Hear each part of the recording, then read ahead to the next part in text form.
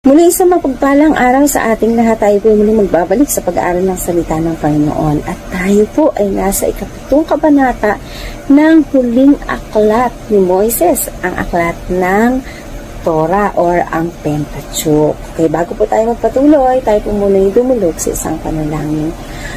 Mahabagin at mapagmahal na Diyos. Panginoon, salamat po sa oras na ito. Tuloy nga, Lord, na napakabuti mo sa buhay ng bawat isa sa amin. Bilangin namin, Panginoon, samahan niyo po kami, turuan niyo po kami sa aming pag-aaral ng iyong mga salita. Bilangin namin, Panginoon, na makita namin ang lawak, lalim, at masaganang biyaya at pag-ibig mo. Salamat, Lord, tanging sa iyo ang mataas na papuri, pasasalamat at pagsamba sa dakilang pangalan ng Diyos Ama, Anak, at Espiritu Santo. Amen. Verse 1, chapter 7, pagdating ninyo sa lupaing ibibigay sa inyo ni Yahweh, at kapag nasakop na ninyo ang 7 bansang nauna sa inyo roon, Heteo, Gergeseo, Amoreo, Cananeo, Periseo, Hivita at Jebuseo, ang mga bansang mas malakas at mas makapangyarihan kaysa inyo. At kapag sila ay pinaubayan na ni Yahweh sa inyo, lipulin ninyo silang lahat. Huwag ninyo silang kaawaan at huwag kayong gagawa ng kasunduan sa kanila. Huwag kayong papayag na mapangasawa ng inyong mga anak ang kanilang mga anak sapagkat tiyak na ilalayo nila ang inyong mga anak kay Yahweh at pasasambahin sa kanilang mga Diyos-Diyosan. Kapag nagkaganoon, magagalit sa inyo si Yahweh at kayo kanyang lilipulin agad. Kaya nga, gipain ninyo ang kanilang mga altar, pagputol-putulin ang kanilang mga sinasambang haligi, durugin ang mga imahe ng kanilang Diyosang si Asherah, at sunugin ang mga Diyos-Diyosan. Kayo ay bansang itinalaga kay Yahweh, hinirang niya kayo sa lahat ng bansa upang maging kanyang sariling bayan. So, dito po makikita natin sa verse 1 pa lang yung paalala ng Panginoon. At ang sinabi niya dyan, ay kapag nasakop na ninyo ang 7 bansang nauna sa inyo, so ibig sabihin, mayroon nang naninirahan doon sa lupang ipinangako ng Panginoon. At kagaya nga po ng ating binasa, ito ay ang 7 mga bansa at sinabi ng Panginoon, sila ay mas malakas at makapangyarihan kaysa sa inyo. Pero nandun yung pangako ng Diyos na tagumpay. Sa kabila po ng talagang itong mga bansang ito ay malalakas at makapangyarihan, ang Panginoon po ay mayroong makapangyarihang salita na nagsasabing kapag nasakop na ninyo. So, ibig sabihin, hindi pa man nagagawa, hindi pa man nangyayari, nandoon na yung tagumpay. Na-iset na ng Panginoon ang tagumpay. And sa verse 2, sinabi niya dyan, kapag sila ipinaubaya na ni Yahweh sa inyo. So, ibig sabihin po, hindi natin ito mapagtatagumpayan sa ating sariling lakas at galing. Hindi nila, ng mga Israelita, kundi ito po ay dahil sa Panginoon. Ano po?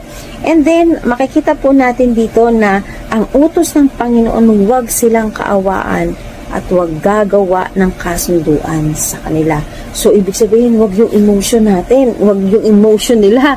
Ang kailangan na yung dapat na mangibabaw sa halip ay yung utos ng Panginoon. Alam niyo po mga kapatid, sometimes, ito yung sa buhay natin dito tayo na-defeat kapag emotion yung ating pinairan. Like, for example, naaawa ka sa isang tao na lumalapit sa'yo, at pag pinagbigyan mo siya, nako-compromise ka na. Pero kapag hindi mo siya pinagbigyan, hindi ka makakompromise, and at the same time, makakapagpatuloy ka sa kung ano yung lakbayang ibinigay sa iyo ng Panginoon. Sometimes, kapag yung emotion, yung ating pinairal, hindi natin nagagawa. Not just sometimes, but most of the time, or sa lahat ng pagkakataon talaga. Pag pinairal natin yung emotions natin, nalalayo tayo doon sa purpose at nalalayo tayo doon sa layunin ng buhay natin. Kaya naman, dapat po dito, ang sinasabi ng Panginoon, huwag ninyo silang kaawaan. at huwag gagawa ng kasunduan. So, kailangan po talaga na hindi yung emotion natin, dapat nakatuon tayo doon sa nais ng Panginoon, hindi doon sa ating nararamdaman. And then, sinabi po dito na pwede tayong makompromise, no? Huwag tayong makikipagkasundo. Grabe yung paalala dito ni Lord kasi alam ng Panginoon na ma-impluwensya sila, malakas sila, makapangyarihan. So, kapag naik yung ating damdamin. So, ito yung magiging stronghold, no, ng kaaway sa atin upang hindi talaga tayo makapagpatuloy or hindi tayo makasunod sa alituntunin ng Panginoon. Sa halip, ito yung maglalayo sa atin. Verse 7, pinili niya kayo at inibig, hindi dahil mas marami kayo kaysa ibang mga bansa. Sa katunayan, kayo pa nga pinakakaunti sa lahat. So, dito makikita natin, no, hindi si Lord nakatingin sa dami, no? Even sa mga churches ngayon, hindi niya naman siya nakatingin sa dami ng member para pagpalain niya or ingatan niya. Kapagkat ang tinitingnan ng Panginoon is yung kanyang pamantayan, hindi pamantayan ng tao. Verse 8, pinili niya kayo dahil sa pag-ibig niya sa inyo at sa kanyang pangako sa inyong mga ninuno. Yung grabe yung covenant, pala yung pinakamahalaga, ano po. And then, sabi niya pa dito, ito rin ang dahilan kaya niya kayo iniligtas sa kamay ng Paraon sa pamamagitan ng kanyang kapangyarihan. Kaya't, sabi niya, kaya't pakatandaan ninyong si Yahweh ang inyong Diyos ay Diyos. At siya ay Diyos na hindi marunong sumira sa pangako. Amen. Tapat siya sa lahat ng umiibig sa kanya at sumusunod sa kanyang mga tuntunin. Ipinadarama niya ang kanyang pagmamahal hanggang sa 1,000 salimlahi. Subalit nililipon niya ang lahat ng namumuhi sa kanya. Hindi makakaligtas sa kanyang parusang lahat ng hindi sumusunod sa kanya. Kaya sundin ninyo ang kautusan at mga tuntunin ito na ibinibigay ko sa inyo ngayon. So, makikita po natin dito, no, yung paalala at, kumbaga, yung warning, kumbaga, no, para lang sa ganun ay hindi tayo maligaw at hindi po tayo madaya. Okay, verse 12, dito po makikita natin hanggang sa mga susunod na mga talata, yung pagpapala sa pagiging masunurin.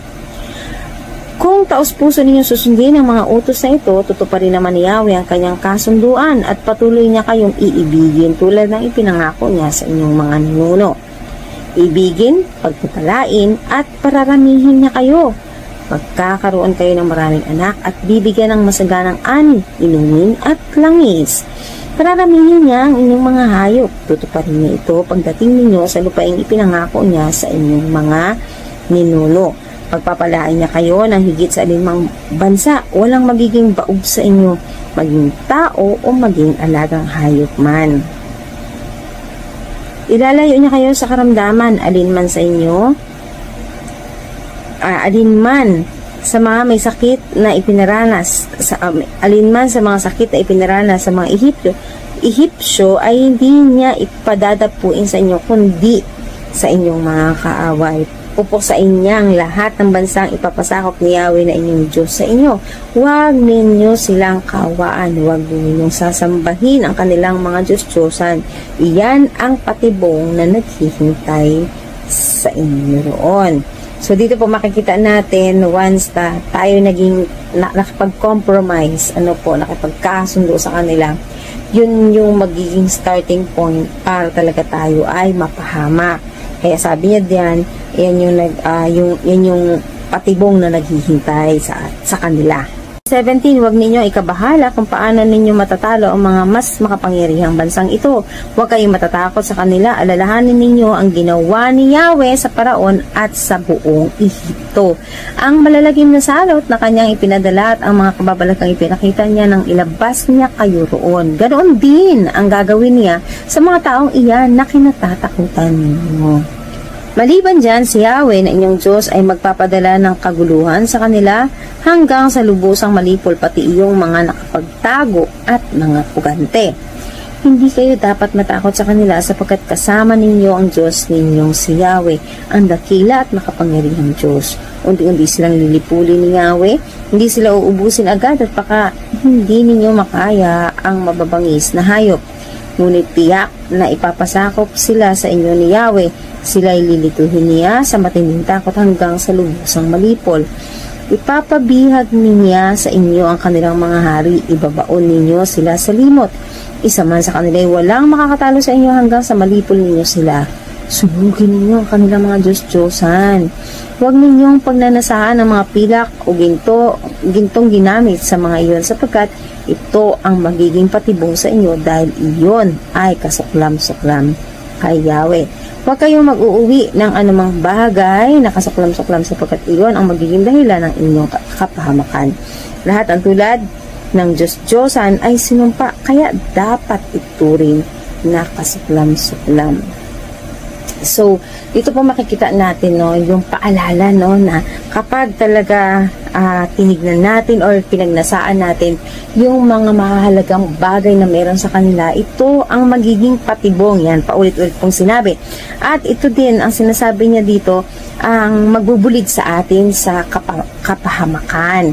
Ang sabi dito sa last part, lahat na itinuring lahat ng tulad ng mga Diyos-Diyosan ay isinumpa, at ito ay itinuring kasuklam-suklam. So, mga Diyos-Diyosan that time kasi ginagawa nila yan sa mga ginto or pilak, at ito po ay ginagamitan ng mga mahahalaga at mamahaling mga bagay. Kaya naman, ito yung nagiging temptation sa lahat. Ganun din sa buhay natin, sa ating kapanahunan ngayon, yung mga bagay na itinuturing nating mahalaga, na mga material na bagay, yan ay sometimes talaga yun yung nagbubulid sa ating paghihirap, sa ating pagdurusa.